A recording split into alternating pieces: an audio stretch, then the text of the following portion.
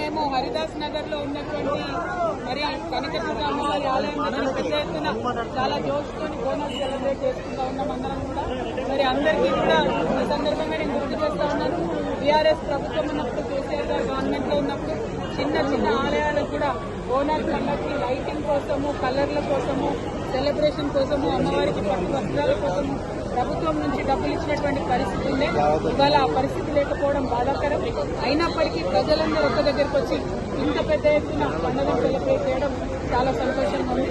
అదేవిధంగా ఇప్పుడు parliament session ప్రారంభమైంది కాబట్టి ఈ పార్లమెంట్ సెషన్ లో ఖచ్చితంగా భారతీయ జనతా పార్టీ, కాంగ్రెస్ పార్టీ కలిసి మన గోదావరి నీళ్లు ఆంధ్రకు వెళ్లిపోకుండా బనకచర్ల ప్రాజెక్ట్ ని ఆపాలని చెప్పి డిమాండ్ చేస్తున్నాం.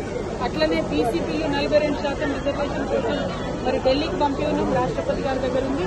దాన్ని కూడా తొందరగా ఒత్తిడి చేసి రాహుల్ గాంధీ గారు మాట్లాడి, ప్రియాంక గాంధీ గారు మాట్లాడి, సోనియా గాంధీ గారు తెలంగాణ బీసీపీల పక్షాన పార్లమెంట్ లో గలం వినిపించి బీజేపీపై ఒత్తిడి తీసుకొచ్చి బిల్లు పాస్ చేయాలని డిమాండ్ చేస్తున్నారు.